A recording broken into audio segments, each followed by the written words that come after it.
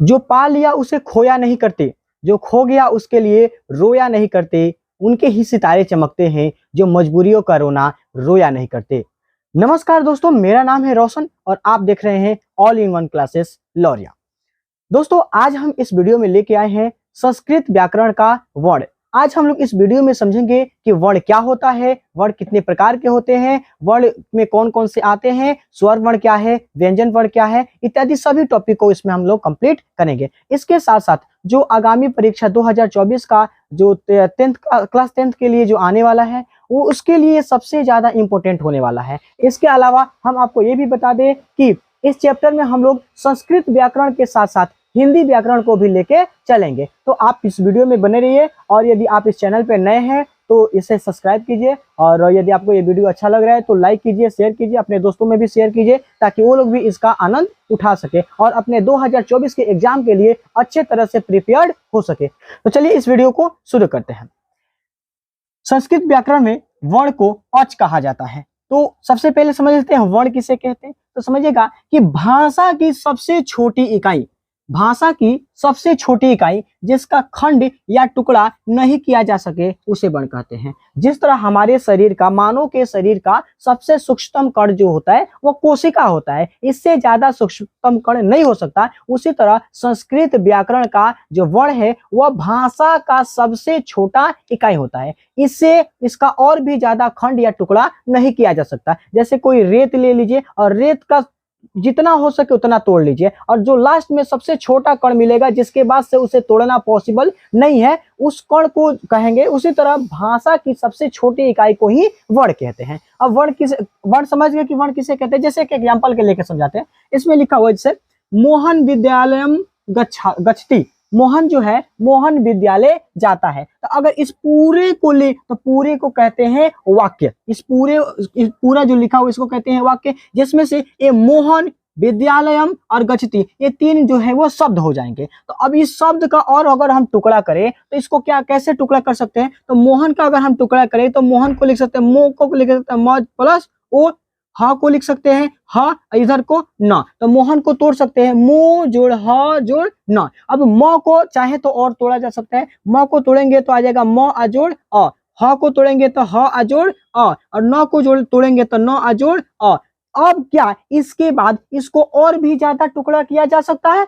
बिल्कुल नहीं किया जा सकता। इसके बाद इसका और अधिक टुकड़ा नहीं किया जा सकता। तो यही हमारा क्या हो जाएगा वर्ण। जैसे यहाँ पे म, अ, ह, अ, न और अ, ये जितना मिल रहा है ये सब के सब क्या है, हमारे वर्ण है, क्योंकि इसका अब और अधिक टुकड़ा नहीं किया जा सकता। तो आई होप आपको यहाँ तक समझ में आ गया होगा कि वर्ण किसे कहते हैं।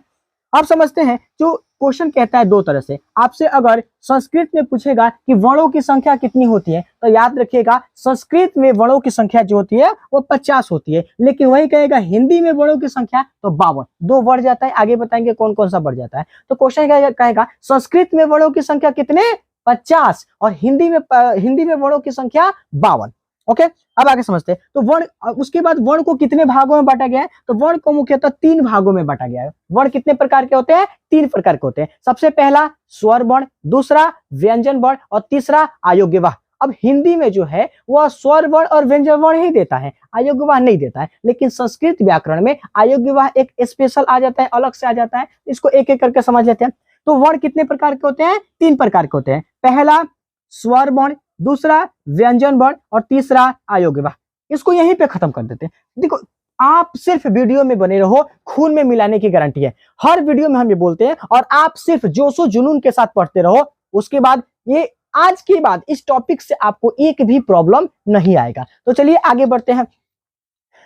स्वर वर्ण किसे कहते हैं, तो वैसा वर्ण जिसको बोलते समय किसी और वर्ण की सहायता नहीं लेनी पड़े। मेरे साथ बोलिए, वैसा वर्ण जिसको बोलते समय किसी और वर्ण की सहायता नहीं लेनी पड़े उसे क्या कहते हैं, स्वर वर्ण कहते हैं। कोई दिक्कत?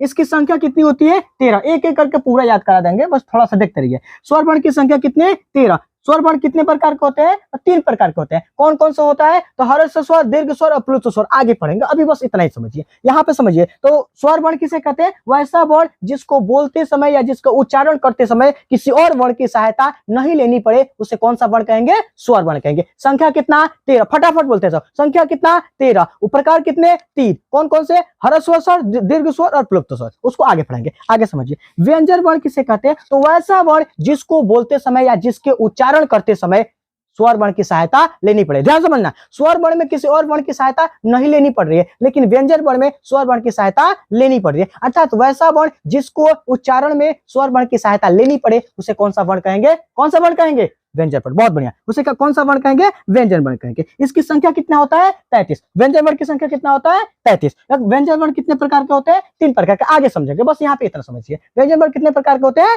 3 प्रकार के। उसके बाद अयोग्य वाक्य किसे कहते हैं? तो वैसा वर्ण जिसके उच्चारण में स्वर वर्ण और व्यंजन वर्ण दोनों की सहायता लेनी पड़े। वैसा वर्ण जिसके उच्चारण में स्वर वर्ण और व्यंजन वर्ण दोनों की सहायता लेनी पड़े, उसे कौन सा वर्ण कहेंगे? अयोग्य वह वर्ण कहेंगे। इसकी संख्या कितनी होती है? तो देखिए, इसकी संख्या होती है 4, और ये 4 प्रकार का भी होता है। हर प्रकार का एक एक संख्या होती है। आगे इसको कंप्लीट कर देंगे, कोई दिक्कत? आई होप आपको यहां तक समझ में आ गया होगा। एक बार फिर से इसको रिवाइज कर लेते हैं, मेरे साथ बोलिएगा। वर्ण किसे कहते हैं? तो भाषा की सबसे छोटी इकाई जिसका खंड या टुकड़ा नहीं किया जा सके, उसे क्या कहते हैं? वर्ण कहते हैं। वर्ण की हिंदी, संस्कृत में वर्णों की संख्या 50, हिंदी में वर्णों की संख्या 52। वर्ण कितने प्रकार के होते हैं? 3 प्रकार के। कौन कौन से? तो स्वर वर्ण, व्यंजन वर्ण, अयोग्य वर्ण। स्वर वर्ण किसे कहते हैं? तो वैसा वर्ण जिसको बोलते समय या जिसके उच्चारण में किसी अन्य वर्ण की सहायता नहीं लेनी पड़े, उसे कौन सा वर्ण कहेंगे? स्वर्ण वर्ण। इसकी संख्या कितनी होती है? 13। और ये कितने प्रकार के होते हैं? 3 प्रकार के। आगे बताएंगे कौन कौन से। उसके बाद व्यंजन वर्ण, वैसा वर्ण जिसके उच्चारण में स्वर वर्ण की सहायता लेनी पड़े, उसे कौन सा वर्ण कहते हैं? व्यंजन वर्ण। इसकी संख्या कितना? 33। उसके बाद इसका प्रकार कितना? 3। अयोग्य वर्ण किसे कहते हैं? तो वैसा वर्ण जिसके उच्चारण में स्वर वर्ण और व्यंजन वर्ण दोनों की सहायता लेनी पड़े, उसे कौन सा वर्ण कहते हैं? अयोग्य वर्ण कहते हैं। प्रकार कितने? 3 और 4, और संख्या कितने? 4। बस आप वीडियो में बने रहो, खून में मिलाने की गारंटी मेरी है। चलिए आगे बढ़ते हैं। स्वर वर्ण कितने प्रकार के होते हैं? अब यह वर्ण हमारा कंप्लीट हुआ। अब समझ लेते हैं सबसे पहले स्वर वर्ण के बारे में। तो स्वर वर्ण स्वर वर्ण किसे कहते हैं? तो इसके पहले ही आपको बताएं कि वैसा वर्ण जिसके उच्चारण में किसी अन्य वर्ण की सहायता नहीं लेनी पड़े, उसे कौन सा वर्ण कहते हैं? स्वर वर्ण कहते हैं। उसकी संख्या कितनी होती है? 13 होता है। और कितने प्रकार के होते हैं? 3 प्रकार के। कौन कौन से? ह्रस्व स्वर, दीर्घ स्वर, मूल प्लुप्त स्वर। बस बने रहो, देखो इसको ना, जब ये वीडियो खत्म होगा उसके बाद ये सीधा सीधी आपके खून में मिल जाएगा। बस आप थोड़ा सा कोऑपरेट कीजिए, थोड़ा सा यहाँ पे दिमाग रखो, समझने का प्रयास करो। ख्वाब टूटे हैं मगर हौसले अभी जिंदा है। ख्वाब टूटे हैं मगर हौसले अभी जिंदा है। अरे हम वो है जहां मुश्किलें भी शर्मिंदा है। अरे एक बार आओ तो सही, देखो तो सही, देखिएगा। तो ह्रस्व स्वर किसे कहते हैं? तो यही भी याद करो, वैसा स्वर जिसको बोलने में एक मात्रा का समय लगे। वैसा स्वर जिसको बोलने में एक मात्रा का समय लगे, कौन सा स्वर? ह्रस्व स्वर। वैसा स्वर जिसको बोलने में 2 मात्रा का समय लगे, कौन सा स्वर? दीर्घ स्वर। वैसा स्वर जिसके बोलने में 2 मात्रा से अधिक का समय लगे, प्लुप्त स्वर। कोई दिक्कत? एकदम आसान, एकदम में आसान। लड़का संस्कृत से बहुत डरता है, डरने की बात नहीं है जब तक हम है। अरे हम है तो क्या गम है। आगे बढ़ो, तो यहाँ पे समझिएगा। पहला कौन सा? ह्रस्व स्वर, दूसरा दीर्घ स्वर, तीसरा प्लुप्त स्वर। आगे समझिए। ह्रस्व स्वर किसे कहते हैं? तो वैसा वर्ण जिसके उच्चारण में मात्र 1 मात्रा का समय लगे, उसे कहते हैं ह्रस्व स्वर। अर्थात जिसको फटाक दे बोला जैसे, जिसको फटाक से, जैसे अ, आ, ई, इस कौन सा स्वर है? ह्रस्व स्वर है। जिसको बोलने में 1 मात्रा का समय लगे, उसे कौन सा वर्ण कहते हैं? ह्रस्व वर्ण का, ह्रस्व स्वर कहते हैं। उसके बाद इसकी संख्या कितना होता है? 5। कौन कौन सा समझेगा? तो अ, छोटी ई, छोटा ऊ, री और ली। इसको बोलिए तो अ, छोटी ई, छोटा ऊ, री, ली। इसको बोलने में सिर्फ 1 मात्रा का समय लग रहा है, इसको कहते हैं ह्रस्व स्वर। इसको याद करने का तरीका क्या है? आयु, अब रील देखेंगे। कैसे? आयु, अब रील देखेंगे। तो अ, ई, उ, री, ली। कोई दिक्कत? अब आगे समझते हैं। दीर्घ स्वर किसे कहते हैं? तो वैसा स्वर जिसको बोलने में सिर्फ 2 मात्रा का समय लगे, उसे कौन सा स्वर कहते हैं? दीर्घ स्वर कहते हैं। कि जैसे इसका संख्या कितना होता है? 8। ह्रस्व स्वर की संख्या कितना होता है? 8। कौन कौन से? तो देखिए, इधर अ हो गया था, तो अ के बाद कौन सा आ जाएगा? आ।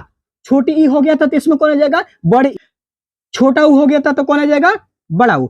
यहाँ पे छोटी री थी, यहाँ पे हो जाएगा री। ध्यान से समझना, दो री होते हैं, एक होता है छोटा री, एक होता है बड़ा री। छोटा री ह्रस्व स्वर, बड़ा री दीर्घ स्वर। कोई दिक्कत? तो वो था री, ये था री, उससे ज्यादा अधिक समय लगेगा। और इसके बाद 4 गो ए, आए, ओ और औ। ये कितना औ, हाँ कितने हो गए? 8। अर्थात आपसे कहें कि दीर्घ स्वर की संख्या कितनी होती है? 8। कौन कौन से? आ, बड़ी ई, बड़ा उ, री, ए, आई, ओ, औ। कोई दिक्कत? आई होप आपको यहां तक समझ में आ गया होगा। आगे बढ़ते हैं। पुलुप्त स्वर किसे कहते हैं? तो पुलुप्त स्वर वैसा स्वर जिसके उच्चारण में 2 मात्रा से अधिक का समय लगे। वैसा स्वर जिसके उच्चारण में 2 मात्रा से अधिक का समय लगे, उसे कौन सा स्वर कहते हैं? पुलुप्त स्वर कहते हैं। आगे समझिएगा, ये कोई अलग सा स्वर नहीं है, ये स्वर वर्ण का ही एक प्रकार होता है, जिसमें सिर्फ आपको ऐसा एक चिन्ह मिलेगा, ऐसा चिन्ह, इसको ओम का चिन्ह कहते हैं। इस ओम के चिन्ह को लगाकर किसी भी संख्या, किसी भी जो शब्द होते हैं उसके उच्चारण के मात्रा को, समय अंतराल को बढ़ा दिया जाता है। जैसे आपसे कहें, इसमें यहाँ पे देखिए ओ, यहाँ पे ओम का साइन आ गया, उसके बाद म, तो इसको ओम नहीं पढ़ेंगे, इसको पढ़ेंगे ओम। क्या पढ़ेंगे? इसको ओम। समझ में? अर्थात इसके उच्चारण के समय अंतराल को क्या करता है? बढ़ा देता है। इसे ही कहते हैं पुलुप्त स्वर। आपसे कहेगा पुलुप्त स्वर किसे कहते हैं? तो वैसा स्वर जिसके उच्चारण में 2 मात्रा से अधिक का समय लगे, उसे क्या, कौन सा स्वर कहते हैं? पुलुप्त स्वर कहते हैं। ये कोई एक्स्ट्रा स्वर है? नहीं है। ये जो स्वर, जो ह्रस्व स्वर और दीर्घ स्वर था, उसी का एक प्रकार है, जिसमें ओम का मात्रा लगाकर उसके उच्चारण स्थान को बढ़ा दिया जाता है, उच्चारण समय अंतराल को बढ़ा दिया जाता है। जैसे में क्या हो जाएगा? ओम। कोई दिक्कत? आगे समझते हैं। अब आई होप आपको यहां तक समझ में आ गया। अब एक काम करें, थोड़ा सा इसको रिवाइज कर लेते हैं। जितना अभी तक हम लोग पढ़े सबको एक बार रिवाइज कर लेते हैं। हम लोगों ने अभी तक क्या पढ़ा? तो वर्ण किसे कहते हैं? तो भाषा की सबसे छोटी इकाई को वर्ण कहते हैं। इसकी संख्या संस्कृत में कितने? 50। हिंदी में कितने? 52। कोई दिक्कत नहीं। अब आगे चलते हैं। वर्ण के कितने प्रकार? 3 प्रकार। कौन कौन? स्वर वर्ण, व्यंजन वर्ण, अयोग्य वर्ण। स्वर वर्ण, व्यंजन वर्ण, अयोग्य वर्ण। स्वर वर्ण किसे कहते हैं? तो वैसा वर्ण जिसके उच्चारण में किसी और वर्ण की सहायता नहीं लेनी पड़े, उसे कौन सा वर्ण कहते हैं? स्वर वर्ण कहते हैं। इसकी संख्या कितनी होती है? 13। व्यंजन वर्ण किसे कहते हैं? तो वैसा वर्ण जिसके उच्चारण में स्वर वर्ण की सहायता लेनी पड़े, उसे कौन सा वर्ण कहते हैं? व्यंजन वर्ण कहते हैं। इसकी संख्या कितनी होती है? 33 होती है। और प्रकार कितने? 3 होते हैं। आगे समझेंगे। उसके बाद अयोग्य वर्ण किसे कहते हैं? तो वैसा वर्ण जिसके उच्चारण में स्वर वर्ण और व्यंजन वर्ण दोनों की सहायता लेनी पड़े, उसे कौन सा वर्ण कहते हैं? अयोग्य वर्ण कहते हैं। इसकी संख्या कितनी होती है? 4। यहां से काउंट कीजिए, 13, 33, 46, 4, 50। संस्कृत का खत्म। अब समझते हैं स्वर वर्ण कितने प्रकार के? 3 प्रकार के। स्वर वर्ण कितने प्रकार के? तो स्वर वर्ण 3 प्रकार के। पहला ह्रस्व स्वर, दूसरा दीर्घ स्वर, तीसरा प्लुप्त स्वर। आगे समझो। ह्रस्व स्वर किसे कहते हैं? वैसा स्वर जिसको बोलने में सिर्फ 1 मात्रा का समय लगे, उसे ह्रस्व स्वर कहते हैं। संख्या कितना? 50। कौन कौन? अ, ई, उ, री, लृ। उसके बाद दीर्घ स्वर किसे कहते हैं? वैसा स्वर जिसको बोलने में 2 मात्रा का समय लगे, उसे दीर्घ स्वर कहते हैं। संख्या कितना? 8। अ हो गया था तो आ, बड़ी ई, बड़ा उ, री, ए, आई, ओ, औ। कोई दिक्कत? आगे समझते हैं। पुलुप्त स्वर वैसा स्वर जिसके बोलने में 2 मात्रा से अधिक का समय लगे, उसे कहते हैं पुलुप्त स्वर। इसकी संख्या कितना? कोई नहीं, क्योंकि यह ह्रस्व स्वर और दीर्घ स्वर में ही ओम का मात्रा लगाकर इसके उच्चारण के समय अंतराल को बढ़ा देता है, इसे पुलुप्त स्वर कहते हैं। आई होप आपको यहां तक समझ में आ गया होगा। फिर आपसे मिलते हैं अगले वीडियो में, जिसमें हमने व्यंजन वर्ण को टोटली समझाया है। तो आज के लिए इतना काफी है, क्योंकि वीडियो बहुत ज्यादा लंबा हो जाएगा तो ये इंटरेस्टिंग नहीं हो रह पाएगा। इसलिए यदि आप इसका एक स्क्रीनशॉट लेना चाहते हैं तो ले सकते हैं। आपसे फिर मिलेंगे इसके पार्ट 2 में, जिसमें हमने व्यंजन वर्ण और अयोग्य वर्ण को अच्छी तरह से समझाया है, और उसके बाद उसमें उच्चारण स्थान को ये बताया है। क का उच्चारण स्थान, ख का उच्चारण स्थान, च का उच्चारण स्थान, सब कुछ उसमें डिटेल में क्लियर किए हैं। तो आई होप आपको यहां तक समझ में आ गया होगा। यदि कोई दिक्कत है तो आप कमेंट बॉक्स आपके लिए स्वागत करें। आप उस कमेंट बॉक्स में जो चला के मारना चाहते हो मार सकते हो, हम आपके प्रत्येक कमेंट का जवाब देंगे। और एक और बात, यदि आपको वीडियो अच्छी लग रही है तो आप इसे लाइक करें, शेयर करें, और अब इसी चैनल को सब्सक्राइब जरूर करें, ताकि इस पे आने वाली वीडियो आपको अच्छी तरह से मिल सके, समय समय पर मिल सके। और ये उन लोगों के लिए विशेष है जो इस साल 10वीं के एग्जाम देने के लिए तैयार हो रहे हैं, इस साल जिनको 10वीं का एग्जाम देना है। तो चलिए आज के लिए इतना ही, फिर मिलते हैं आपसे अगले वीडियो में। तब तक के लिए जय हिंद।